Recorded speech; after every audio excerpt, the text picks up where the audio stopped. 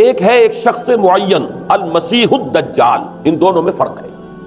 معلوم ایسا ہوتا ہے کہ ایک تو شخص ہوگا جس کا ظہور ہوگا، وہ شخص معین ہوگا، اور اگر احادیث کا تتبع کیا جائے تو معلوم ہوتا ہے کہ وہ یہود کا کوئی بہت بڑا لیڈر ہوگا، اور آخری زمانے میں قریب قیامت کا جو زمانہ ہے، قرب قیامت کا، اس میں جو بڑی عظیم جنگیں ہونے والی ہیں، ان میں جب یہودیوں اور مسلمانوں کا مقابلہ ہوگا اور بہت کریٹیکل سٹیج پر وہ مقابلہ پہنچا ہوا ہوگا، اس وقت حضرت مسیح علیہ السلام کا نزول ہوگا، اور وہ دجال اکبر کو یا المسیح الدجال جسے کہا گیا ہے اس کو وہ قتل کریں۔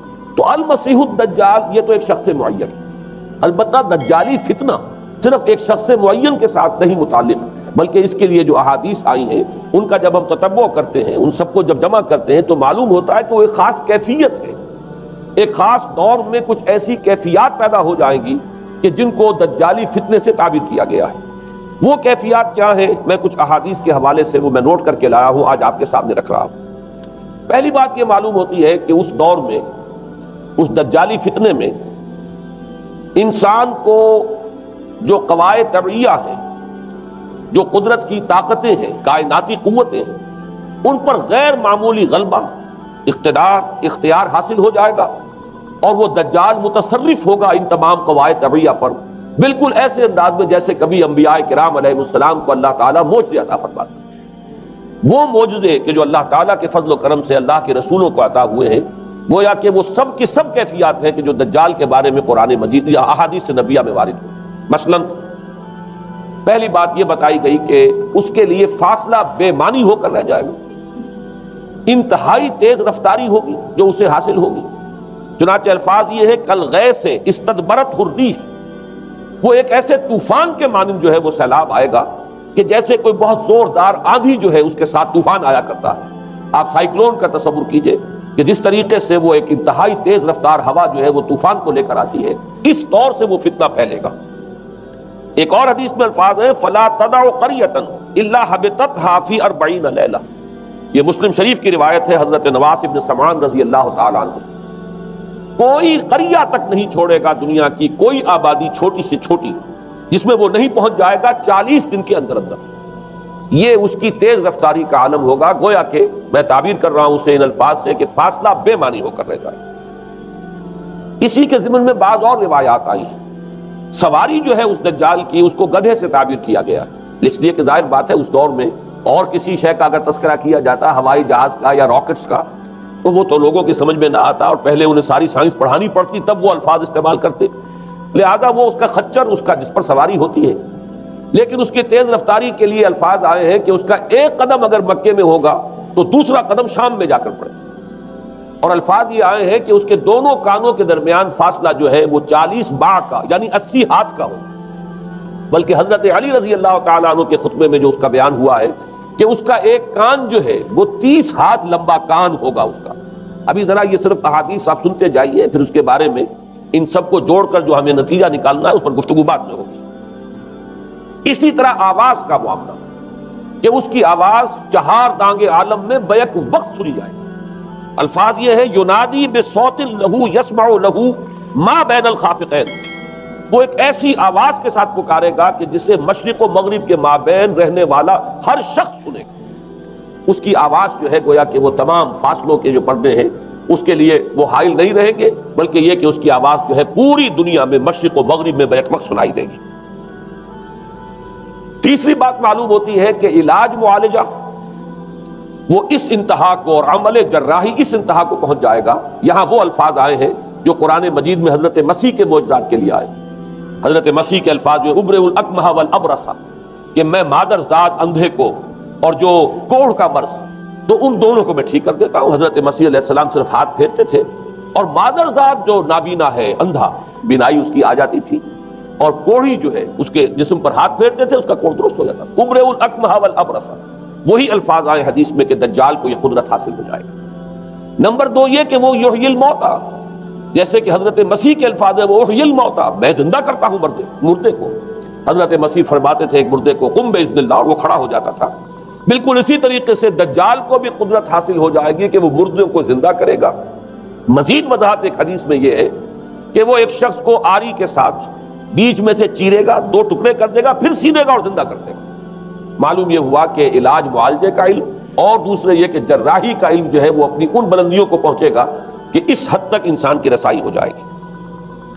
چوتھی بات، اس کو زمین اور فضا پر اس قدر غلبہ حاصل ہو جائے گا، الفاظ یہ حدیث کے یامر السماء فتمطر، وہ آسمان کو حکم دے گا بارش برسا اور وہ بارش برسائے گا، والارض فتنبت، اور زمین کو حکم دے گا کہ فصلیں اگا اور وہ اگائے گی، وَيَمُرُّ بِالْخَرْبَةِ فَيَقُولُ لَهَا اُخْرُجِي كُنُوزَكَ، اور وہ کسی ویرانے پر سے گزرے گا، اسے حکم دے گا، ویران چٹیل میدان، اور حکم دے گا کہ اپنے خزانے نکال، اور فرمایا اس کا نتیجہ یہ نکلے گا فَتَتَّبِعُهُ كُنُوزُهَا، تو اس زمین کے جو خزانے ہیں وہ نکل کے اس کے ساتھ چلنے شروع ہو جائیں گے۔ زمین پر قدرت، فضا پر قدرت، بارش کا حکم ہوگا وہ بارش ہو جائے گی، آسمان بارش برسائے گا، زمین اپنے خزانے اگل دے گی۔ پانچویں بات، وَيُبْعَثُ مَعَهُ الشَّيَاطِينُ عَلَى صُورَةِ مَن مَاتَ، اس کے ساتھ کچھ ایسے شیاطین مبعوث ہوں گے کہ جو ان صورتوں کو اختیار کریں گے ان لوگوں کی جو مر چکے ہیں، من الآباء والأمہات والمعارف، جو آباء و اجداد اور مائیں اور دادیاں اور جو بھی جان پہچان والے لوگ ہیں جو فوت ہو چکے ہوں گے، وہ ان کی صورت اختیار کریں گے۔ فَتَأْتِيَ أَحَدَهُمْ فَيَقُولُ أَلَسْتُ فُلَانًا أَلَسْتَ تَعْرِفُنِي، پھر وہ آئے گا اور وہ شیاطین آئیں گے اور انسان سے کسی سے بات کریں گے، کیا تم مجھے نہیں پہچانتے؟ کیا میں تمہارا فلاں رشتہ دار نہیں ہوں؟ اپنی نشانیاں بیان کریں گے اور لوگ پہچانیں گے۔ یہ وہ احادیث ہیں کہ جن کا جو نتیجہ نکلتا ہے اس کو پہچان لیجئے۔ وہ نتیجہ یہ ہے کہ حضور صلی اللہ علیہ وسلم نے دجالی فتنے کے جو اوصاف بیان کیے یا جو علامات بیان کی، ان کا حاصل یہ ہے کہ سائنس اور ٹیکنالوجی کی وہ بلندیاں انسان کو حاصل ہو جائیں گی کہ جو چیزیں کبھی رسولوں کے معجزوں سے ظہور پذیر ہوتی تھیں، وہ قوانین طبیعہ پر تصرف کے باعث خود انسان کرنے لگے گا۔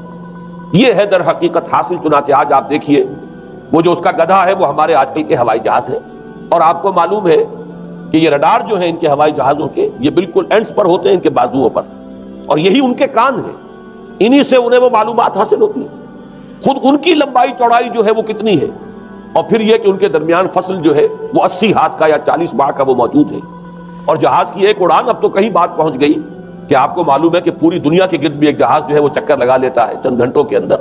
لیکن یہ ہے کہ عام جو رفتار ہے اس میں بھی ایک پڑاؤ سے دوسرے پڑاؤ تک، ایک جگہ سے جس کو ہاپ کرنا کہتے ہیں، یہ بھی کم سے کم 500-700 میل کا عام طور پر سفر جو ہے وہ جہاز طے کر رہا ہے۔ اسی طریقے سے ہماری جو سائنس کی، خاص طور پر جو طبی سائنس ہے، اب اس میں جس طریقے سے کہ زندہ رکھا جاتا ہے انسانوں کو، اور وہ ویجیٹیبل چاہے کہا گیا ہے ان کو ہیومن ویجیٹیبلز، لیکن یہ کہ دل کی دھڑکن بھی چلائے جا رہے ہیں، خوراک بھی پہنچا رہے ہیں، آدمی جو ہے وہ زندہ سال ہر سال تک زندہ پڑا رہتا ہے۔ اور یہ کہ سرجری بعض جانوروں پر تو یہ بات ہو چکی ہے کہ کاٹے گئے ہیں اور پھر ان کو سی دیا گیا ہے، جوڑ دیا گیا ہے۔ یہ تمام جو بھی معجزے ہیں اس وقت سائنس دکھا رہی ہے۔ اسی طرح اگر یہ معجزہ دیکھنا ہو کہ زمین لقدق زمین، جہاں کہیں کوئی آثار نہیں تھے کسی ایک پتے تک کے اگنے کے، اگر وہاں لہلہاتے ہوئے آپ کو چمن دیکھنے ہو، تو ویسے سب سے پہلے تو یہ معاملہ ہوا تھا اسرائیل نے جو کر کے دکھایا تھا، لیکن اب تو آپ ابو ظبی چلے جائیے، سعودی عرب میں چلے جائیے۔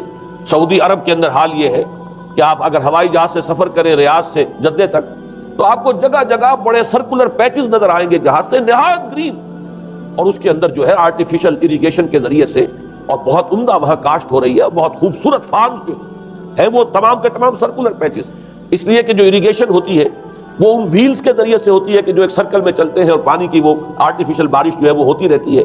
باقی یہ کہ فضا سے آرٹیفیشل رین، یہ تو بہت ہی سادہ سی بات ہے کہ فضا کے اندر ایٹماسفیرک کنڈیشنز کو ذرا تبدیل کیا جائے تو بارش آ جاتی ہے۔ اور باقی رہ گیا آواز کا یہاں سے وہاں جانا، وہ تو آواز ہی نہیں ہے، تو آپ صورتیں دیکھ رہے ہیں۔ آپ کو نیو یارک میں بیٹھا ہوا خطاب کرے، آپ پوری دنیا کے اندر جہاں چاہیں، وہ آل ورلڈ اینٹینا آپ کے پاس صرف ہونا چاہیے، باقی یہ کہ آپ دنیا کے کسی بھی گوشے میں بیٹھے ہوئے کسی شخص کا خطاب جو وہ سن سکتے ہیں۔ تو معلوم یہ ہوا کہ در حقیقت یہ جو دجالی فتنہ ہے، یہ جس کے اوصاف جو بیان کیے گئے، ابھی میں اس کو لفظ فتنہ سے تعبیر نہیں کر رہا، اسے جس چیز نے فتنہ بنایا وہ ابھی میں آپ سے عرض کروں گا، لیکن یہ جتنے اوصاف حدیث میں آئے، جتنی صفات بیان ہوئی ہیں، جو کوائف وہاں سامنے آ رہے ہیں، ان سب کا حاصل تو ایک لفظ میں یہ ہے کہ سائنٹیفک ڈیولپمنٹ اور ٹیکنالوجیکل ڈیولپمنٹ وہ اس درجے کی ہو جائے گی کہ قواعد طبیعہ پر، فورسز آف دی نیچر پر انسان کو تصرف اور تسلط حاصل ہو جائے گا، اور وہ انہیں استعمال کرے گا، اور اس طریقے سے اس کے اندر وہ ساری کی ساری کیفیات جیسے کہ آج ہم دیکھ رہے ہیں اپنی نگاہوں کے سامنے وہ پیدا ہو جائیں۔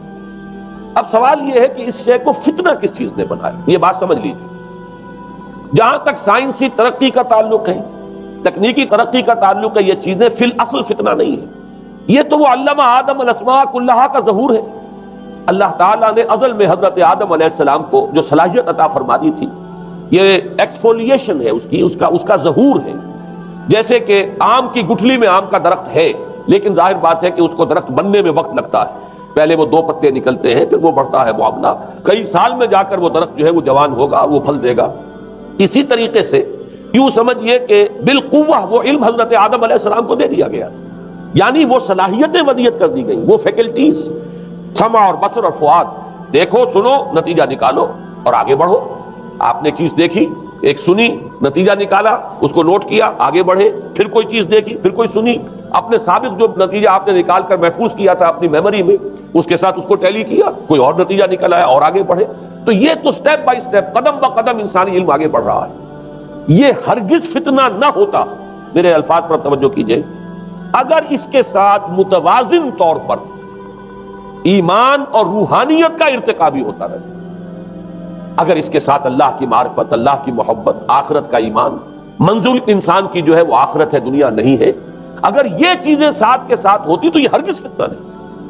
فتنہ در حقیقت اسے جس نے بنایا ہے وہ یہ ہے کہ کچھ ایسے اسباب ہوئے ہیں، اور وہ اسباب آج مجھے بیان کرنے کہ در حقیقت موجودہ عیسائیت اس کا سب سے بڑا سبب ہے. اس کے نتیجے میں ایک بہت بڑا گیپ ہے، اپالنگ گیپ ہے، بڑا مہیب خلا ہے، بڑی وسیع خلیج ہے جو حائل ہو چکی ہے کہ ایمان اور روحانیت ختم ہوتے چلے گئے، اور یہ ٹیکنیکل اور سائنٹیفک ڈیولپمنٹ بڑھتی چلی گئی.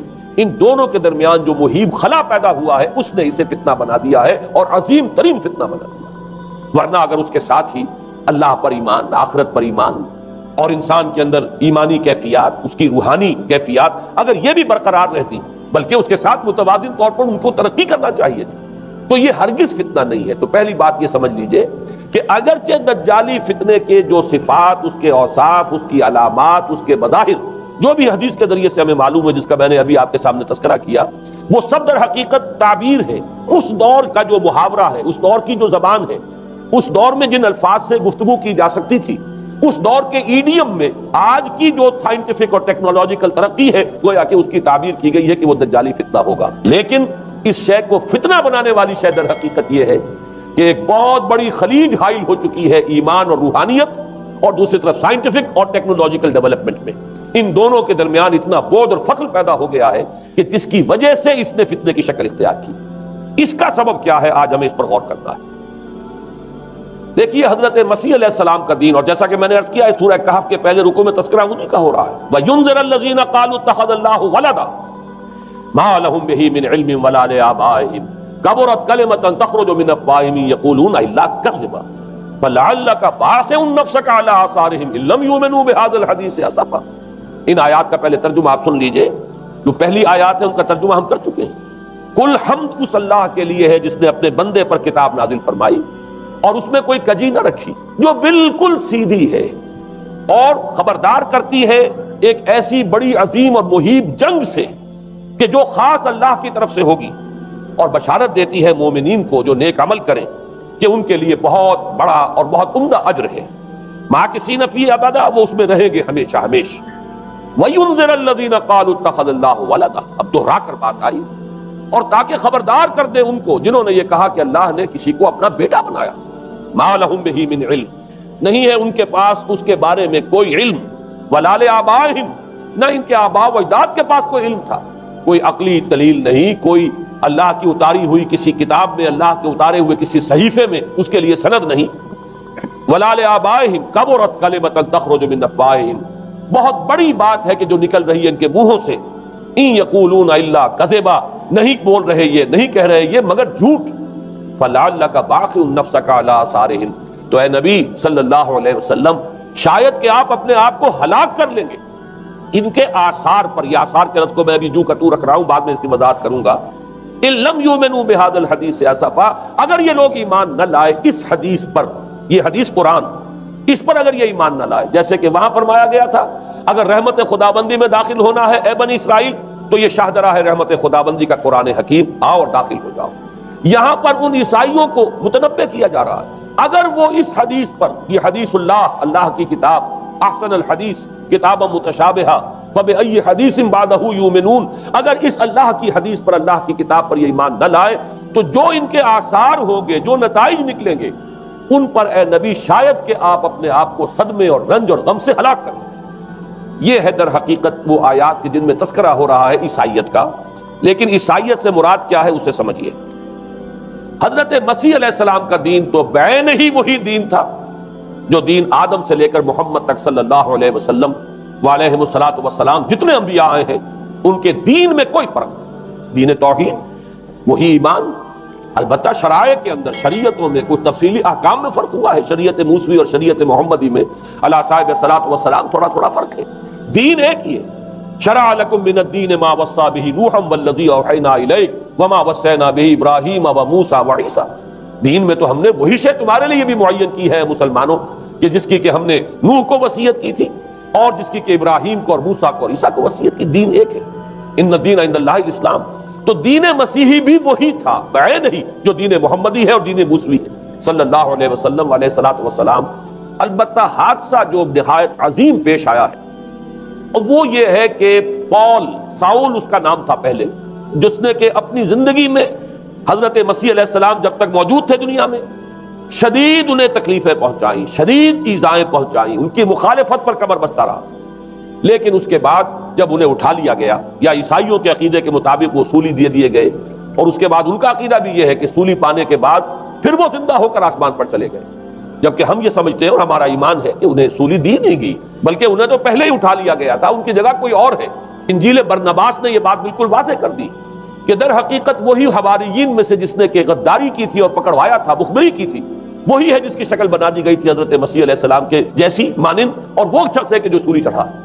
بہرحال عیسائیت اس وقت کی جو اس کا عقیدہ ہے اور جو ہمارا عقیدہ اور ایمان ہے، ان دونوں کی روح سے حضرت مسیح علیہ السلام آسمان پر اٹھا لیے گئے۔ اس کے بعد اس نے دین مسیحی میں نقب لگانے کے لیے، جو دین مسیح اصل دین اسلام تھا، اس کو کرپٹ کرنے کے لیے، ڈسرپٹ کرنے کے لیے، اس میں نقب لگانے کے لیے اس نے اپنے ایک مکاشفے کا ذکر کیا کہ میں آ رہا تھا سفر میں کہ مجھے حضرت مسیح نظر آئے ہیں آسمانوں میں، اور انہوں نے مجھے کہا ہے کہ اے ساؤل تو مجھے کیوں ستاتا ہے، اور تو اب فلاں جگہ جا اور میرے نام سے نبوت کر۔ اس کے بعد اس نے لبادہ اوڑھا عیسائیت کا، اور اس نے آ کر جس طرح عبداللہ ابن سبا نے محمد الرسول اللہ صلی اللہ علیہ وسلم کے دین میں نقب لگائی، اسی طریقے سے اس شخص نے دین مسیحی میں نقب لگائی۔ فرق یہ ہے کہ دین محمدی صلی اللہ علیہ وسلم، کیونکہ یہ آخری دین تھا، اب کوئی اور رسول آنے والا نہیں تھا، اللہ تعالیٰ کی طرف سے اس دین کو، اس شریعت کو ایک پروٹیکشن حاصل ہے، لہذا ایک جزو کی حد تک گمراہی جو ہے پھیل سکی، کل پر محیط نہیں ہوئی۔ لیکن بدقسمتی سے دین مسیحی کے بارے میں یہ ہوا کہ کچھ عرصے تک تو کشمکش رہی ہے۔ اصل دین مسیحی پر بھی جو کاربند لوگ تھے اور جو اس کے اوپر مستقیم رہے، وہ قائم کچھ عرصے تک رہے ہیں، لیکن ہوتے ہوتے تقریباً اس دور تک آ کر جب کہ حضور کی بعثت ہوئی ہے، اصل دین مسیحی کے ماننے والے تقریباً ختم ہو چکے تھے، شاذ لوگ رہ گئے تھے، اور ان میں بھی یہ جرت نہیں تھی کہ اپنے اصل دین کا وہ اظہار کر سکے، بلکہ ہوتے ہوتے ان 600 سالوں کے اندر یہ ہوا کہ وہی پالزم جو ہے در حقیقت اس نے ہی مسیحیت کی شکل اختیار کری۔ یہ پالزم جو ہے یہ ہے در حقیقت یوں سمجھیے کہ ادیان عالم کی تاریخ میں سب سے زیادہ گمراہ کن مذہب، جس کا رد عمل پیدا ہوا ہے یورپ میں، جس نے کہ اس دجالی فتنے کی شکل اختیار کی ہے۔ میں یہ چاہتا ہوں کہ اس کے ضمن میں چند باتیں آج آپ کے سامنے رکھوں۔ پال نے جو دین مسیحی میں یا دین اسلام میں جو صحیح دین ہے اللہ کا، اس میں 3 تبدیلیاں بنیادی کی۔ سب سے پہلا تو وہی جو قرآن کہہ رہا ہے، الذین قالوا اتخذ اللہ ولدا، مسیح کو، حضرت مسیح علی نبینا علیہ الصلوۃ والسلام، انہیں خدا کا بیٹا قرار دیا گیا۔ اور اس میں بھی نوٹ کیجئے، بیٹے کے لیے عربی زبان میں 2 لفظ ہیں، ابن اور ولد۔ ابن کا لفظ ذو معنیین ہے، 2 معنی ہے اس کے۔ ابن بیٹے کو بھی کہتے ہیں، اور ابن کا کوئی معنوی تعلق بھی ہو سکتا ہے، صرف بیٹا نہیں۔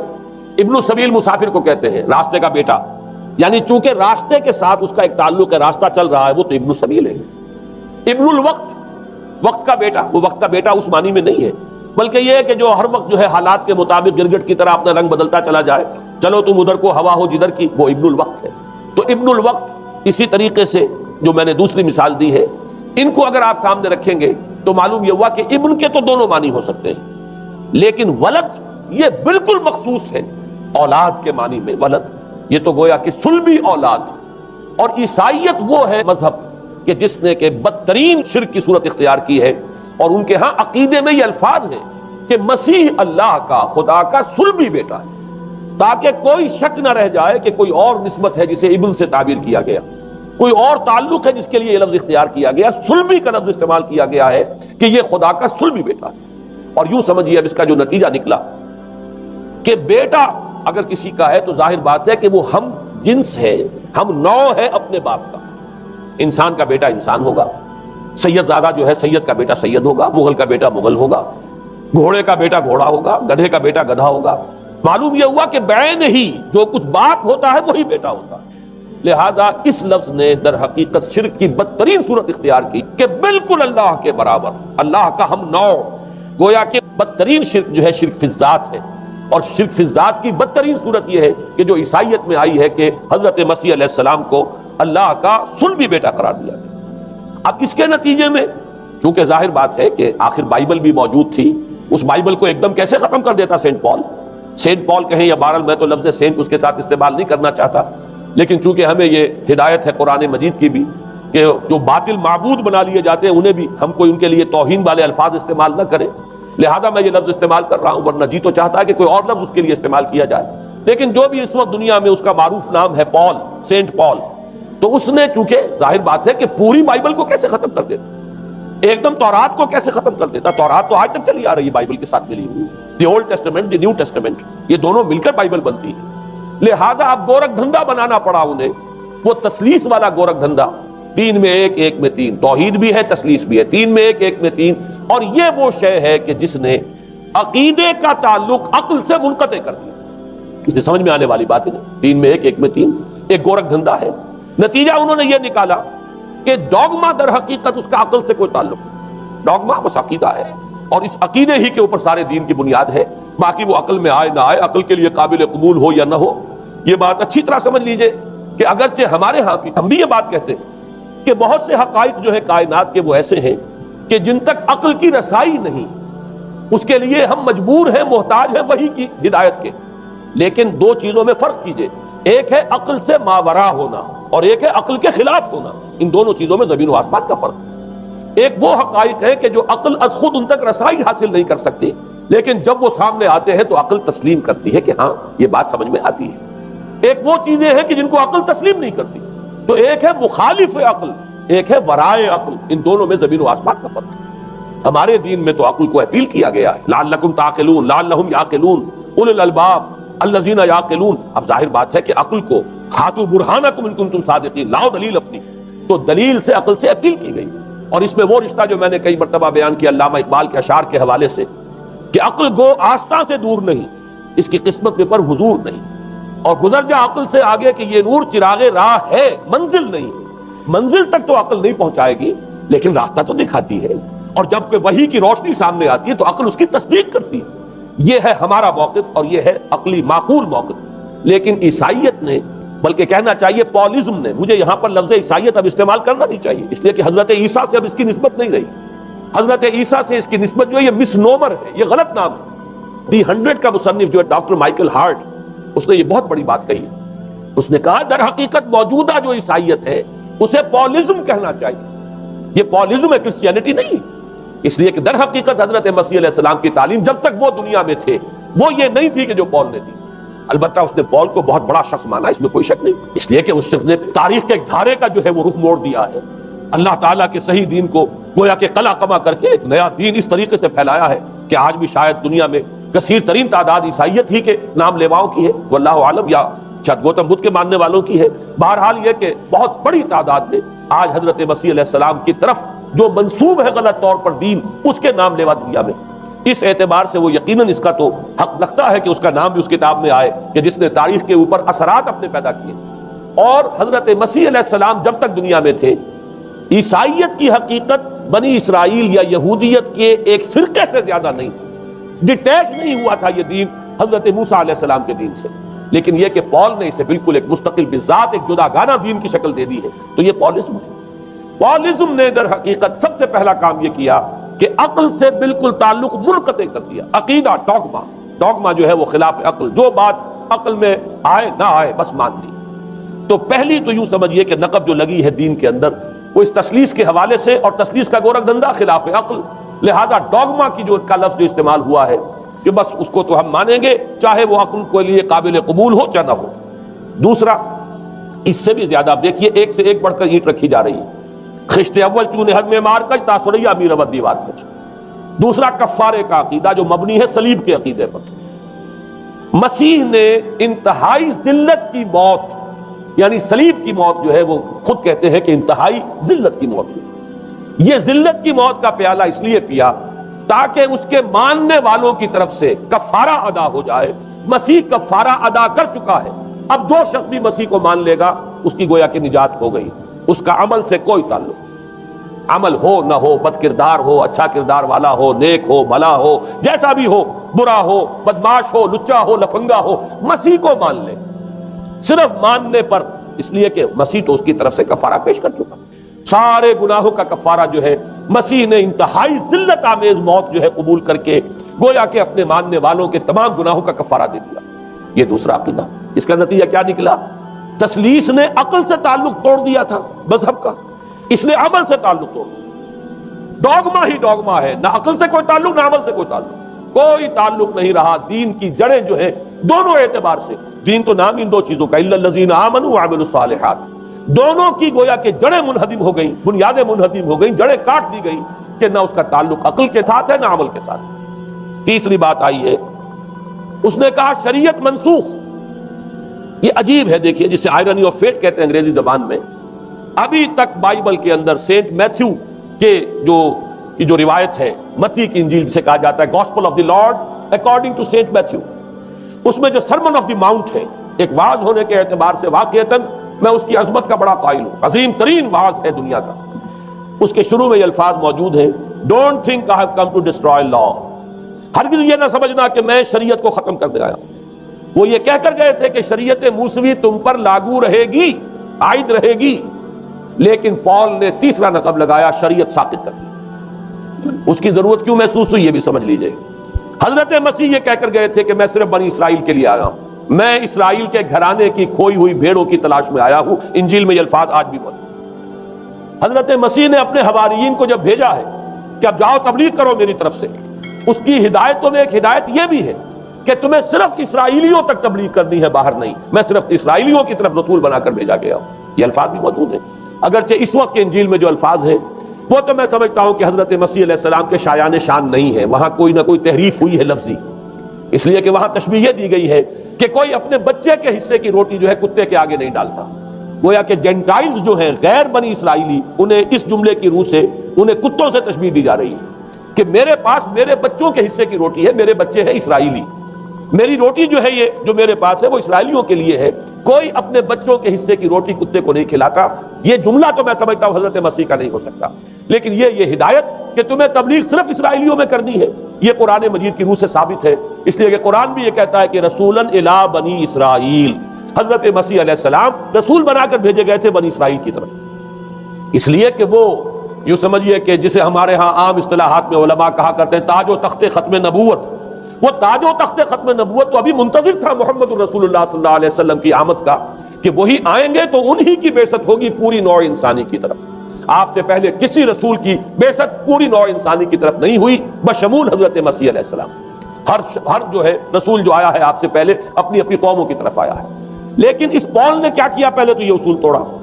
ہم اس دین مسیحی کی یا جو پالزم ہے اس کی اب تبلیغ کریں گے غیر اسرائیلیوں میں بھی.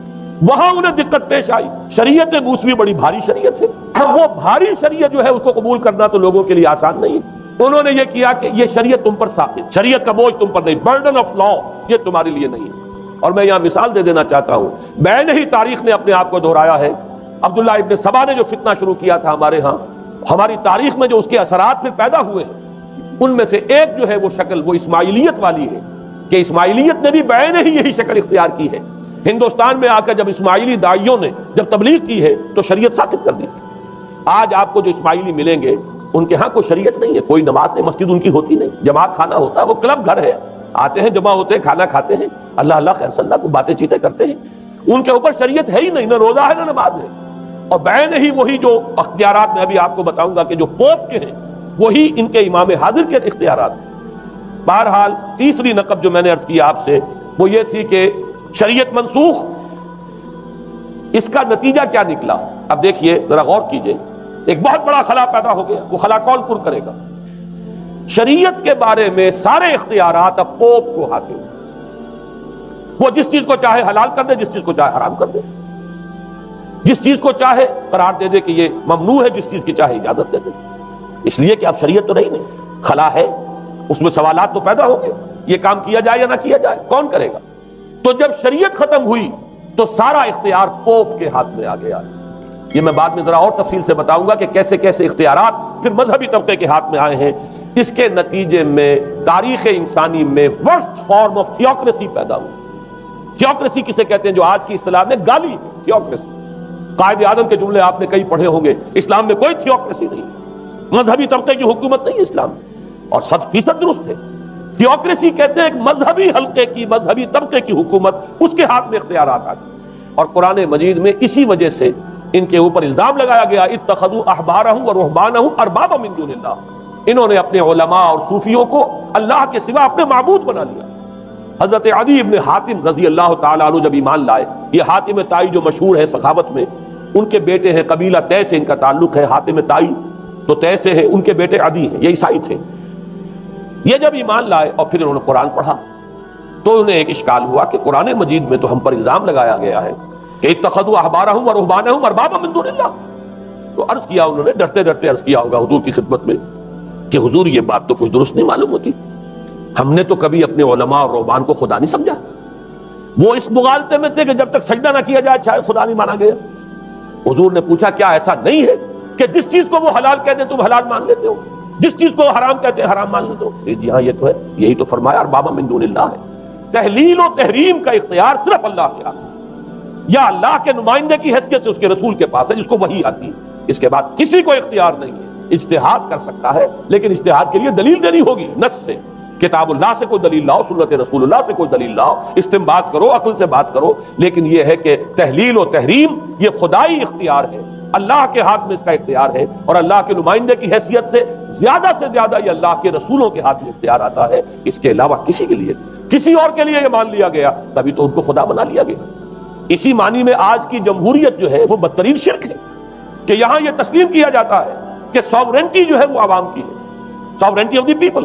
کیا معنی ہے کہ عوام کے نمائندے جو چاہیں قانون بنا دیں، جس چیز کو چاہیں حلال ٹھہرائیں، جس چیز کو چاہیں حرام ٹھہرائیں، ان کے پاس حلت و حرمت کے جو پورے اختیارات ہیں ان کے پاس آ گئے۔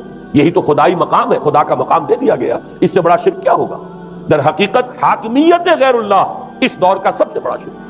تو وہاں یہ حق جو ہے دے دیا گیا علماء کے ایک طبقے کو، پوپ کو، تو گویا کہ تاریخ انسانی کی بدترین تھیوکریسی، بدترین مذہبی استبدادی حکومت قائم ہوئی ہے یورپ میں۔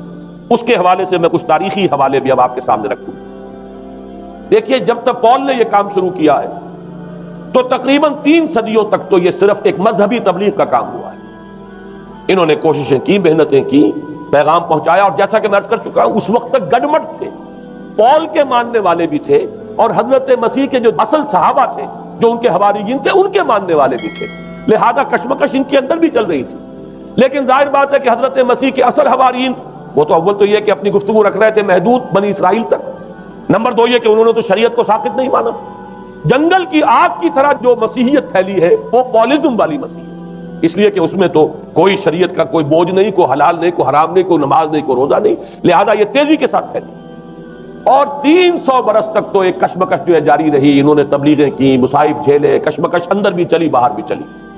لیکن اس کے بعد قیصر روم کانسٹنٹائن، قسطنطین جسے کہتے ہیں، جس کا یہ قسطنطنیہ ہے، کانسٹنٹائن، اس نے یہ محسوس کیا بالکل اکبر کی طرح، جیسے اکبر نے محسوس کیا تھا کہ میری مملکت کے اندر یہ مذہبی تصادم جو ہے یہ سب سے بڑی یوں سمجھیے کہ انسٹیبلٹی کا سبب ہے، لہذا ان تمام مذہبوں کو ایک ہاون دستے میں ڈال کے کوٹ پیس کر ایک بناؤ۔ وہ جو دین اکبری یا دین الہی جو اس نے کیا تھا اس سیاسی مصلحت کی وجہ سے کہ یہ ہندو مسلم تصادم اور دوسرے مذاہب کا ٹکراؤ جو ہے وہ ہندوستان کو ایک سیاسی وحدت اور ایک اپنی سیاسی عظمت کی طرف پیش قدمی کرنے کا جو راستہ ہے اختیار کرنے سے روکتا ہے، لہذا یہ کام کیا جائے۔ یہی قسطنطین نے کیا۔ اس نے جب دیکھا بڑی کشمکش چل رہی ہے، اس نے خود عیسائیت اختیار کی۔ عیسائیت کون سی اختیار کی؟ پالیزم والی۔ ظاہر بات ہے اس کے لیے بھی اصل عیسائیت اختیار کرنا جو ہے مشکل تھا، پالیزم والی۔ اور اس کے بعد یہ اب اسٹیٹ کی جو مشینری تھی، جو طاقت تھا، جو دباؤ تھا، اس کے حوالے سے اب یہ مسیحیت جو ہے پورے رومن امپائر کے اندر اب یہ بڑی تیزی کے ساتھ، جس کو کہنا چاہیے، اس کا ایک نظام قائم ہوا، اور جو مذہبی طبقہ تھا اس کا اقتدار مستحکم ہوا۔ اس کے باوجود 200 برس اور گزرے۔ یونان چونکہ بہت بڑا مرکز تھا علم کا، فلسفے کا، سائنس کا، حکمت کا، آپ کو معلوم ہے یہ تمام ارسطو ہو، افلاطون ہو، یہ سب یونان کے ہیں، ارشمیدس ہو، یہ تمام کے تمام جو بھی ہے، تو سائنس اور فلسفہ دونوں اس کا گہوارہ یونان تھا۔ یونانی حکما اعتراض کرتے تھے، لہذا سن 529 اس کو نوٹ کر لیجیے۔ جسٹینین ایک قیصر تھا، اب قسطنطین کے 200 برس بعد، اس نے اپنی پوری مملکت میں فلسفہ اور سائنس کی تعلیم حرام قرار دی۔ کوئی نہ فلسفہ پڑھ سکے گا نہ سائنس، جو فلسفہ پڑھے گا اس کو مرتد قرار دے دیا جائے گا اور زندہ آگ میں جلا دیا جائے گا۔ انکوزیشن کورٹس قائم ہوئی، وہ صرف مذہبی عدالتیں اس لیے قائم ہوتی تھی کہ جس کے بارے میں معلوم ہو جائے کہ یہ فلسفہ پڑھتا ہے یا یہ سائنس پڑھتا ہے، اس لیے کہ فلسفہ اور سائنس دونوں جڑ کاٹتے ہیں اس ڈوگما کی۔ وہ ڈوگما جو پالیزم والا ڈوگما ہے، اس کی جڑ کھودنے والی ہیں دونوں چیزیں، اور چونکہ وہ دونوں عقل کو اپیل کرتی ہیں، یہ ڈوگما عقل کے متضاد ہے، لہذا مذہب کا تحفظ اسی طرح ہو سکتا ہے کہ اب ان دونوں کو بالکل ممنوع قرار دے دیا جائے۔ یوں سمجھیے کہ تقریباً 1000 برس تک یورپ میں، چونکہ سب سے بڑی امپائر یہی تھی، یورپ میں فلسفہ اور حکمت اور یہ سائنس کی تعلیم ممنوع رہی۔ یہ ہے در حقیقت سب سے پہلا کام جو جسٹینین نے کیا 529 میں۔ اس کے بعد آگے چل کر پوپ کا جو اقتدار ہے وہ اتنا زبردست بنا ہے، پوپ کو اختیار حاصل ہو گیا جس چیز کو چاہے وہ قانون کا درجہ دے دے، اس لیے کہ شریعت تو ہے نہیں، خلا پوپ کون کرے گا؟ پوپ کو کرے گا۔ پوپ کو اختیار حاصل ہو گیا، وہ جس کے گناہ چاہے معاف کر دے۔ اب دیکھیے اگرچہ ویسے تو گناہ پہلے ہی معاف ہو گئے کہ جس نے مسیح کو مان لیا گناہ تو معاف ہو گئے اگلے پچھلے سب، لیکن یہ کہ پھر بھی ایک خلش رہ جاتی ہے انسان کے دل میں، چونکہ ایک اخلاقی حص انسان کے اندر اللہ نے پیدا کی ہوئی ہے۔ جب کوئی شخص کرتا ہے، کوئی بدکاری کرتا ہے، کوئی چوری کرتا ہے، ڈاکہ ڈالتا ہے، تو وہ جو ایک کانشنس ہے، وہ جو پرک کرتا ہے، اس کو بھی ختم کرنے کے لیے اگر پوپ یا کارڈینل یا اس کے کسی نمائندے کے سامنے جا کر اعتراف گناہ کر لو اور کچھ اس کی مٹھی گرم کرو، کچھ ہدیہ پیش کرو، تو توبہ نامہ، معافی نامہ تمہیں دے دیا جائے گا، اور وہ جو چیز ہے وہ تمہارے لیے سند ہے کہ کوئی تم سے باز پرس تمہارے گناہ کی نہیں ہو سکتی۔ پھر ان کی قیمتیں تھی، ان کے لیے بڑی بڑی جو ہے ہدیے مقرر کیے گئے تھے۔ تیسری چیز، بائبل کا اول تو یہ کہ مفہوم جو ہے وہ کوئی سند نہیں ہے، اس لیے کہ بائبل ہانٹ کر رہی تھی نا، اولڈ ٹیسٹمنٹ بھی ہے، یہ حضرت مسیح کی یہ 4 انجیلیں بھی ہیں، یہ تعلیم کچھ اور ہے، لہذا بائبل جو ہے وہ سند نہیں ہے، سند پوپ کا جو ہے فرمان وہ سند، بائبل کی شرح کرنے کی، بائبل کی طرف سے کوئی دلیل لانے کی کسی کو کوئی حق حاصل نہیں۔ یہ جبر تھا، یہ تشدد تھا یورپ میں، یہ وہ دور تھا جبکہ اسلام پھیل رہا تھا۔ میں نے اس لیے آپ سے کہا تھا، نوٹ کرایا آپ کو، 529 میں جسٹینین کا یہ فرمان ہے، 571 میں حضور کی ولادت ہو رہی ہے، وہی صدی ہے، اور 630 کے آس پاس، بلکہ 629 کے آس پاس سلطنت روما کے ساتھ مسلمانوں کا ٹکراؤ شروع ہوا۔ تو یہ تاریخی ان کو ریلیشن جو ہے ذہن میں رکھیے، جس وقت مسلمان آئے اور 200-300 برس جو ان کے عروج کے ہیں، اس وقت آپ کو معلوم ہے کہ تقریباً 6 صدیاں ہو چکی تھی کہ یورپ بالکل جس کو کہا جاتا ہے ڈارک ایجز، انتہائی تاریکی، مذہبی جبر اور استبداد، اس کے سوا کچھ نہیں، اور ملاؤں کی حکومت جسے آپ کہیں گے، جسے آج کل کی اصطلاح میں کہا جائے گا، وہ جس کو چاہے جو چاہے سزا دے دے، پوپ کو اختیار حاصل ہے۔ کسی کے بارے میں ذرا جیسے بعض اوقات خبریں سچی ہیں یا جھوٹی، لیکن میں مثال دے رہا ہوں، جیسے خبریں آتی رہی ہیں ایران کے بارے میں کہ کہیں اگر معلوم ہو گیا ہے تو پاسداران انقلاب پہنچے اور سمری ٹرائل اور فوراً ختم کیا آدمی کو۔ اس قسم سے انکوزیشن رپورٹس جو ہیں وہ کورٹس وہاں قائم ہوئی، اور یوں سمجھیے کہ لاکھوں افراد تحت کیے گئے، زندہ جلائے گئے۔ لیکن اس کے بعد جب عالم اسلام میں وہ روشنی پھیلی، اور خاص طور پر بنو عباس کے زمانے میں، اب بھاگ بھاگ کر وہاں جو بھی تھے فلسفے کے اور سائنس کے کوئی دلچسپی رکھنے والے، وہ بھاگ کر عالم اسلام میں آ گئے۔ یہاں اب وہ کتابیں جو ہیں ان کے ترجمے ہوئے، خاص طور پر مامون اور ہارون الرشید کے زمانے کے اندر یہ علم جو ہے ہندوستان سے بھی لیا، یونان سے بھی لیا مسلمانوں نے، اور اس کے بعد یہ غرناطہ اور قرطبہ کی یونیورسٹیوں کے ذریعے سے اس علم نے پینیٹریٹ کیا ہے دوبارہ یورپ میں۔ دیکھیے سرکل کیسے بنا ہے، یونان کا علم آیا ہے پہلے عالم اسلام میں، مڈل ایسٹ میں، اور پھر ادھر سے ہو کر چکر کھا کر اور اسپین کی یونیورسٹیوں کے ذریعے سے یورپ میں انٹروڈیوس ہوا ہے۔ اس وقت پھر اصلاح مذہب کی تحریک شروع ہوئی، اور ساتھ ہی تحریک احیاء العلوم رینیسنس، اس کے نتیجے میں وہاں بیداری پیدا ہوئی۔ لیکن یہ بیداری اب آپ نوٹ کر لیجئے، ایک تو پروٹیسٹنٹ مذہب پیدا ہوا، اور کئی سو برس تک تصادم رہا کیتھولکس کے اندر اور پروٹیسٹنٹس میں۔ پورے اسلام کی تاریخ میں کبھی اتنے خونی فسادات نہیں ہوئے ہیں، کبھی بھی شیعہ سنی فساد بھی کبھی اتنا نہیں ہوا جتنا کہ کئی سو برس تک رومن کیتھولکس اور پروٹیسٹنٹس کے مابین یورپ میں ہوتا رہا۔ بلکہ اس میں تو ایسے ایسے واقعات آتے ہیں کہ لگ بھگ 10 لاکھ افراد جو ہیں وہ ختم ہوئے ہیں۔ یہ آپس کا تصادم جو تھا، پروٹیسٹنٹ مذہب جو پیدا ہوا اصلاح مذہب کی تحریک کے ذریعے سے، اور وہ رومن کیتھولک پاپائیت والا نظام، ان کے درمیان جو تصادم ہوا، 10 لاکھ کی تعداد بتائی جاتی ہے کہ آدمی مارے گئے۔ بلکہ فرانس کا ایک شہر ہے، وہاں تو 19 دن تک مسلسل قتل عام کیا گیا پروٹیسٹنٹس کا، اور وہاں حاملہ عورتوں کے جو ہے پیٹ چاک کر کے بچے نکال کر ان کو بھی جو ہے ختم کیا گیا۔ یہ سارا ظلم جو ہے وہاں ہوا ہے، تصادم ہوا ہے۔ اس کے نتیجے میں آپ خود سوچئے کہ کس قدر نفرت پیدا ہوئی عوام کے اندر مذہب سے۔ اس کے ساتھ ہی اب وہ علم شروع ہوا، سائنس شروع ہوئی۔ لہذا علم اور سائنس دونوں کی جڑ میں مذہب سے شدید نفرت پیدا ہوئی۔ یہ ہے وہ سبب کہ جس نے یہاں سے راستے علیحدہ کر دیے۔ اور مذہب کیونکہ جبر کرتا ہے، مذہب کیونکہ عقل کے اوپر بیڑیاں بٹھاتا ہے، پہرے بٹھاتا ہے، بیڑیاں ڈالتا ہے، اور مذہب کیونکہ تشدد کرتا ہے، لہذا مذہب کے خلاف ایک نفرت، ایک ریئیکشن، یہ ہے اس ساری سائنسی ارتقاء اور سائنٹیفک اور ٹیکنالوجیکل جو ڈیولپمنٹ ہوئی ہے، اس کی جڑ میں مذہب سے نفرت جو ہے اس کے بیج بو دیے گئے۔ اور یہ 200-250-300 سال میں اب یہ جو تناور درخت بن کر آیا ہے کہ ایک طرف سائنس کی ترقی، ٹیکنالوجی کی ترقی آسمان کو چھو رہی ہے۔ آج انسان چاند کے اوپر تو انسان کے قدم جو ہے پہنچ چکے ہیں، اور آپ کا ایک راکٹ جو ہے وہ پورے تمام سیارے جو ہیں جو ہمارے سولر سسٹم کے ہیں ان سب کا چکر لگا کر، اور وہ اس سے باہر چلا گیا ہے، خلا کے اندر کہاں گیا کچھ پتا نہیں۔ لیکن یہ کہ تقریباً یوں سمجھیے کہ سن 77 کا چلا ہوا وہ، اور 12 برس تک اس نے سفر طے کیا ہے، کم سے کم سولر سسٹم کا جو ہے اس نے پورا جو ہے احاطہ کیا۔ اور جو میں نے آپ کو وہ احادیث سنائی، ان کے حوالے سے بات کیا سمجھ میں آئی کہ یہ سائنٹیفک، ساری کی ساری سائنٹیفک ڈیولپمنٹ، یہ ٹیکنالوجیکل ڈیولپمنٹ، لیکن چونکہ اس کے ساتھ مذہب کا انکار ہے، خدا پر ایمان نہیں ہے، آخرت کا یقین نہیں ہے، روح کا گویا کہ انکار، روحانیت تو بہت دور کی بات ہے، روح کا بھی انکار۔ نتیجہ یہ ہے کہ ان دونوں چیزوں کے مابین وہ گیپ، جسے میں نے کہا تھا ایپالنگ گیپ، ایک بہت بڑا گیپ ہے جو پیدا ہو چکا ہے۔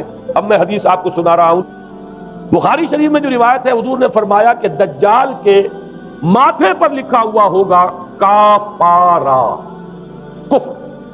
الفاظ یہ ہے انہو مکتوب بین عینیہ کافارا، علیحدہ علیحدہ، یقرأہ کل مومن کاتب او غیر کاتب، وہ اس طرح نمایاں لکھا ہوا ہوگا کہ ہر شخص اسے پڑھ لے گا، چاہے وہ لکھنے والا ہو چاہے نہ ہو، لکھا پڑھا ہو چاہے نہ ہو۔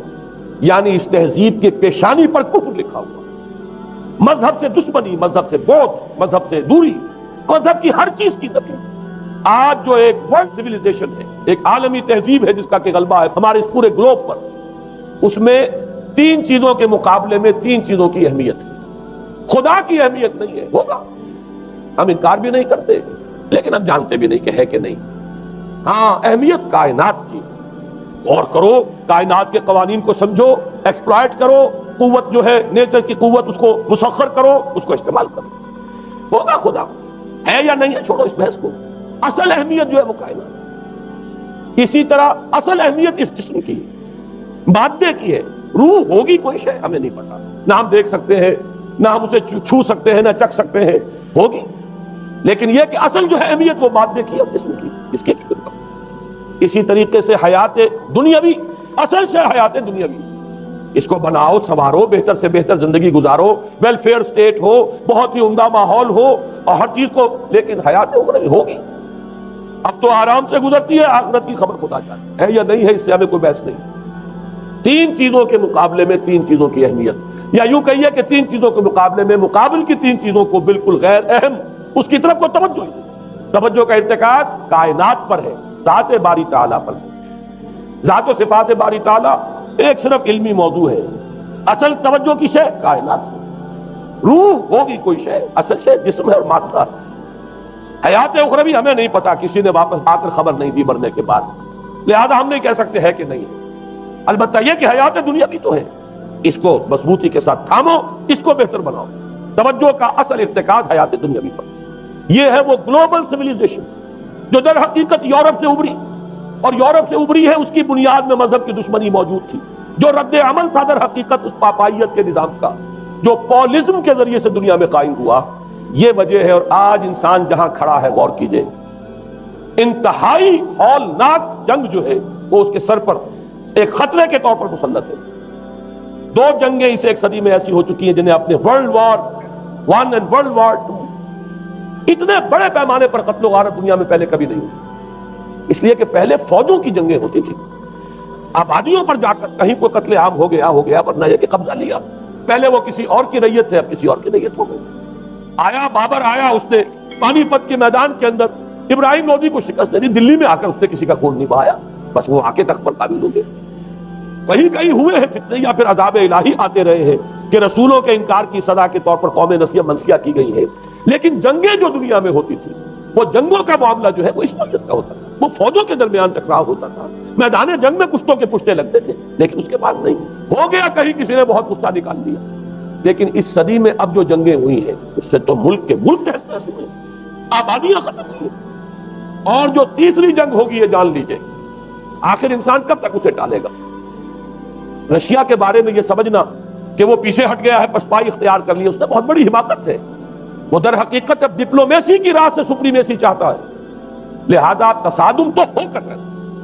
مولانا مناظر حسن گیلانی رحمۃ اللہ علیہ کے خیالات جو ہیں وہ مجھے اس سورہ کہف کے ابتدائی آیات کے ضمن میں مجھے ان سے اتفاق ہے، اور بہت سی چیزیں ان سے ماخوذ ہیں۔ اسی طریقے سے جو حدیث اب میں آپ کو بتا رہا ہوں، میرے سامنے اس کا متن نہیں ہے، مولانا حامد میاں رحمۃ اللہ علیہ انہوں نے مجھے یہ بتایا تھا کہ جو میں نے جمع کیے ہیں حالات و واقعات، قیامت سے پہلے جو حالات و واقعات پیش آنے والے ہیں، جن کی پیشین گوئی احادیث میں ہے، ان سے معلوم ہوتا ہے کہ ایک بہت بڑی خوفناک جنگ، اتنی بڑی خوفناک جنگ، اور ان کے الفاظ یہ ہے کہ اس میں دونوں فریق جو ہوں گے ان میں بڑی تعداد عیسائیوں کی ہوگی، ادھر بھی ادھر بھی، ایک طرف البتہ عیسائیوں کے ساتھ مسلمان بھی ہوں گے، یہودی بھی ہوں گے، اور دوسری طرف خالص عیسائی طاقت ہوگی، اور ان کے درمیان اتنی خوفناک جنگ ہوگی۔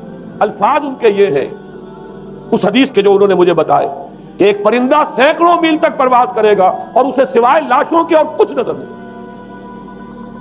آپ تصور کیجئے اگر ایٹمک وار ہو جاتی تو یہی ہوگا، تہس نہس ہو جائے گا، وہاں ختم ہو کر رہ جائے گی۔ اور یہ چیز جو ہے یہ بہرحال یہ جتنا کچھ پائل اپ کیا گیا ہے، یہ ڈسٹرکٹیو فورس سائنس کی، یوں سمجھیے کہ معراج اب یہی ہے۔ اب تو سٹار وارز کی باتیں ہو رہی ہیں کہ صرف زمین پر نہیں، باہر بھی یہ جنگیں ہمیں لڑنی پڑیں گی، لیکن یہ کہ اس کا کیا حل ہوگا۔ امریکہ میں ایک پکچر تیار کی گئی تھی، دی ڈے آفٹر غالباً اس کا نام ہے، اس میں ایک نقشہ دکھایا گیا ہے اس قدر ہولناک کہ یہ 100 اونچی منزلہ عمارتیں جو ہے یہ ایسے جیسے کہ کچے گھروں میں ہوتے ہیں، ایسے وہ پگھل کر رہ جائے گی، اور یوں سمجھیے کہ انسان جو ان کے اندر ہوں گے، ایک ایک منزل کے اندر، ایک ایک ایسی 100 منزلہ عمارت کے اندر ہزاروں آدمی ہوتے ہیں، جیسے کہ کوئی ایسی کالونی ہو کوئی ان کی چیوٹیوں کی، اور اس پوری کالونی کو آپ اپنے پاؤں سے بسل دیں، ایسے انسانوں کا حال اگر وہ جنگ ہو جاتی جس کا نقشہ کھینچا گیا۔ یہ ہے در حقیقت وہ بات کہ جو مولانا مناظر حسن گیلانی فرما رہے ہیں ان آیات مبارکہ میں، وَيُنذِرَ الَّذِينَ قَالُوا اتَّخَذَ اللَّهُ وَلَدًا، تاکہ خبردار کر دے یہ قرآن ان لوگوں کو جنہوں نے کہا ہے کہ اللہ نے بیٹا بنایا، بدترین شرک کا جنہوں نے ارتکاب کیا، اور اسی ولدیت مسیح کے عقیدے سے وہ ساری کرپشن جو ہے دین خداوندی کی، دین مسیح کی اصل جو دین تھا اس کی جو ہوئی ہے، اور اس کے نتیجے میں آج نوع انسانی وہاں کھڑی ہے۔ اسی لیے آیت نمبر 2 میں فرمایا وَيُنذِرَ بَأْسًا شَدِيدًا مِّن لَّدُنْهُ، تاکہ خبردار کر دے ایک بہت بڑی جنگ سے۔ ہمارے اکثر مفسرین نے یہاں پہ ایک بہت بڑا عذاب کہہ کر جو ہے وہ گزر گئے، لیکن واحد یہ لفظ ہے قرآن مجید کا، یہ مقام ہے جہاں لفظ باس آیا، اور مولانا مناظر حسن گیلانی نے بحث کی، باس تو جنگ کو کہتے ہیں، قرآن مجید میں جہاں بھی یہ لفظ آیا جنگ کو کہتے ہیں۔ تو ایک بہت بڑی ہولناک جنگ جس کے لیے فرمایا مِن لَّدُنْهُ، یہ تمہارے اپنے پیمانوں پر نہیں آئے گی، یہ تمہارے حساب کتاب میں نہیں آ سکتا جو ڈسٹرکشن ہوگی، جیسے کہ آپ علم لدنی کہتے ہیں، ایک علم وہ ہے جو جانے بوجھے طریقے سے حاصل کیا جاتا ہے، ایک علم لدنی ہے جو خاص اللہ تعالیٰ اپنے کسی بندے کو عطا فرما دے۔ اس جنگ کی جو ہلاکت خیزی ہے وہ تمہارے حساب کتاب میں آنے والی نہیں ہے۔ لِيُنذِرَ بَأْسًا شَدِيدًا مِّن لَّدُنْهُ وَيُبَشِّرَ الْمُؤْمِنِينَ الَّذِينَ يَعْمَلُونَ الصَّالِحَاتِ أَنَّ لَهُمْ أَجْرًا حَسَنًا مَّاكِثِينَ فِيهِ أَبَدًا، البتہ اللہ تعالیٰ بچائے گا اپنے اہل ایمان بندوں کو جو نیک عمل پر بھی قائم۔ اب میں وہ حدیثیں آپ کو سنا دوں، میں نے پہلے بخاری کی حدیث آپ کو سنا دی کہ اس پورے فتنے کے معلوم ہوگا کہ اس کی دونوں آنکھوں کے مابین کافارا لکھا ہوا ہے کفر. گویا کہ یہ سمبل ہے، یہ علم ہے، یہ علامت ہے اس جدید موجودہ تہذیب کی کفر، الحاد، مادہ پرستی، خدا کا انکار، آخرت کا انکار، روح کے وجود کا انکار. اس کے بعد فرمایا، یہ ابو داؤد کی روایت ہے، فواللہ، تو خدا کی قسم وہ وقت جب آئے گا، ان الرجل لیاتیہ وہو یحسب انہ مومن، ایک شخص حاضر ہوگا اس کے پاس، دجال کے پاس، اور وہ شخص اپنے آپ کو مومن سمجھتا ہوگا کہ مومن ہے. فَيَتَّبِعُهُ بِمَا يُبْعَثُ بِهِ الشُّبْهَاتِ، لیکن جو شبہات اس فتنے کی وجہ سے اس کے اندر پیدا ہو جائیں گے، اس کی وجہ سے وہ بھی اسی کی پیروی کرے گا. آج آپ عالم اسلام کا نقشہ دیکھ لیجیے، ذہنوں کے اندر جو شبہات ہیں، ایمان کے بارے میں یقین کی کیفیت کتنوں کو حاصل ہے، وہی ساری ہماری بھی ویلیوز ہیں، وہی مادی تہذیب جو ہے، آج ہم بھی اسی کے پیروکار ہیں. سمجھتے ہیں اپنے آپ کو مسلمان، سمجھتے ہیں مومن، لیکن ذرا تجزیہ کیجیے. اسی کو میں نے اپنے اس کتاب میں اسلام کی نشرت ثانیہ میں تفصیل سے واضح کیا کہ در حقیقت رگ و پے میں سرایت کر گئی ہے یہ تہذیب. بظاہر جو ہے نظر آتا ہے جیسے روئے ارضی پر، زمین کے اوپر تو آپ کو کہیں اونچائی نظر آ جائے گی، کہیں نیچائی نظر آ جائے گی، کہیں پانی ہے، کہیں خشکی ہے. ذرا اوپر چلے جائیں تو ہوا ہے، ہوا کا غلاف پورے کرۂ ارضی کو اپنے اندر لیے ہوئے. یہی حال ہے ہر ملک میں. آپ چلے جائیں، نیچے کے لوگوں میں کچھ مذہب نظر آ جائے گا تھوڑا بہت. ہندوستان میں بھی اگر کوئی مندروں میں جاتا تو گھٹیا آدمی جاتے ہیں، بیچارے نیچ لوگ جاتے ہیں، بڑا لوگ آدمی کوئی نہیں جاتا. ہمارے ہاں بھی جا کے ہوتے ہیں مساجد میں سفارا تو غریب، پردہ رکھتے ہیں اگر کوئی تمہارا تو غریب. شہروں میں کاروباری طبقہ ضرور ایسا ہے جو نماز روزے کے ساتھ اس کا ایک شوق ہے، لیکن آپ جا کے دیکھ لیجئے دیہات کے اندر کیا حال ہے. تو معلوم یہ ہوا کہ نیچے تو شاید کچھ نہ کچھ فرق ہے، یہ مسلمان ملک ہے، یہ ہندو ملک ہے، یہ فلاں ملک ہے، یہ بدھ مت کا ملک ہے. لیکن اوپر چلے جائیں، یعنی ہر ملک کے اوپر جو ایلیٹ ہے، جو اعلیٰ تعلیم یافتہ، جو آپ کی ملٹری اور سول بیوروکریسی ہے ٹاپ کی، وہ تو ایک ہی رنگ میں رگے ہوئے، ان کا لباس وہی، ان کا رہن سہن وہی، ان کا تمدن وہی. نام کا فرق اگر نہ ہو تو پتہ نہیں چلے گا یہ مسلمان ہے کہ ہندو ہے کہ سکھ ہے. پر پتہ چلے گا وی پی سنگھ نام ہے تو پتہ چلے گا کہ ہندو ہے. لیکن یہ کہ باقی اس کی وضاحت، اس کا لباس، اس کا اٹھنا بیٹھنا.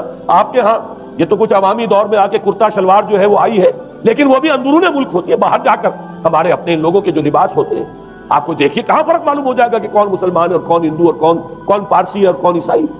تو معلوم یہ ہوا کہ اوپر ایک ہی گلوبل سویلائزیشن ہے جس کا دور دورہ ہے، اور اس سویلائزیشن کے ماتھے پر لکھا ہوا ہے کافارا. اس میں وہ ایمان نہیں ہے، اس میں الحاد ہے، مادہ پرستی ہے، کفر ہے. اس میں آخری حدیث جو میں آپ کو سنا رہا ہوں، حضور نے فرمایا آخر من یخرج الیہ النساء، اس فتنے کی طرف پیش قدمی کرنے والا آخری طبقہ ہوگا عورتوں کا. وہ جب اس تہذیب کی طرف لپکیں گے، یہ طبقہ جب آگے بڑھے گا، یہ جو ہمارے ہاں بھی جلوس نکلتے ہیں، شریعت کا مذاق اڑانے والے جلوس، اسلامی احکام کی نفی کرنے والے جلوس نکلتے ہیں، اور ان کے جس طریقے سے ڈسپلے ہوتا ہے اخبارات کے اندر، جتنا ان کے لیے اعزاز ہے، جتنی ان کے لیے یہاں پر تکریم ہے ہمارے معاشرے کے اندر، اس کو پیش نظر رکھیے. آخر من یخرج الیہ النساء حتی ان الرجل لیرجع الی امہ و ابنتہ و اختہ و عمتہ فیوثقها رباطا، یہاں تک کہ ایک بندہ مومن کا حال یہ ہو جائے گا کہ وہ دوڑے گا اور کوشش کرے گا اپنی ماں کو، بیٹی کو، بہن کو، پھپھی کو باندھ کر رکھے کہ وہ نکل نہ جائے. یہ حال ہو جائے گا کسی شخص کا. آج کتنے لوگ بے بس ہو چکے ہیں، اب وہ باندھ کر رکھنے والے بھی گویا کہ ہتھیار ڈال چکے، ورنہ یہ کہ ایک دور تھا کہ کچھ نہ کچھ باندھ کر رکھنے والے تو تھے، لیکن اب تو آزادی کی صورت آئی ہے تو باندھ کر رکھنے والے جو ہے وہ ہار مان چکے. اب تو آپ دیکھیں گے اچھے بھلے نظر یہ آتا ہے، داڑھی رکھی ہوئی ہے، خود جو ہے وہ مذہبی مزاج کے ہیں، لیکن بالکل بے پردہ کو خاتون جو ہے این ان کے اسکوٹر کے پیچھے بیٹھی ہوئی یا ان کے کار کے اندر ان کی برابر کی سیٹ کے اوپر بیٹھی ہوئی جا رہی ہے. بے پردگی، یہ اباحیت، ہمارے اخبارات کا جو حال ہے اس کو دیکھیے. خدا کے لیے یہ رنگین صفحات بند کرو، لیکن مجال ہے جو کسی کے کان پر جوں تک نہیں. لہذا حدیث کے الفاظ نوٹ کیجئے، آخر من یخرج الیہ النساء، اس فتنے کی طرف پیش قدمی کرنے میں آخری طبقہ جو ہوگا وہ خواتین کا ہوگا. حتی ان الرجل لیرجع الی امہ و ابنتہ و اختہ و عمتہ، یہاں تک کہ آدمی دوڑے گا، پکڑے گا اپنی ماں کو، اپنی بیٹی کو، اپنی بہن کو، اپنی پھپھی کو، اور اسے باندھ کے ہی کوشش کرے گا کہ کہیں وہ اس طریقے سے اس دجالی فتنے کے اندر جو ہے وہ اسی کی پیروی کے اندر گھر سے نہ نکلتا. یہ ہے وہ فتنہ جس کی لپیٹ میں اس وقت پوری دنیا آئی ہے. اب نوٹ کیجئے، اس فتنے کے لیے اب میں چند باتیں اور کہہ رہا ہوں. لغوی بحث کیا ہے؟ دجال کسے کہتے ہیں؟ یہ بنا ہے لفظ دجل سے. دجل اور فریب یہ ہماری زبان میں بھی مستعمل، دجل و فریب. دھوکہ دینے والی شے، ملمہ، حقیقت کچھ ہو اوپر کچھ اور پردہ ڈال دیا گیا، یہ دجل، گندم نمائی جو فروشی دجل ہے، فریب ہے۔ اسی کے لیے دوسرا لفظ عربی زبان کا جو قرآن میں کثرت سے آیا وہ غرور ہے، دھوکہ۔ اصل میں یہ دنیا دھوکہ ہے جو حیات اخروی کے لیے ایک پردہ بن کر ہماری آنکھوں پر پڑ گیا ہے۔ میں وہ آیات اب آپ کو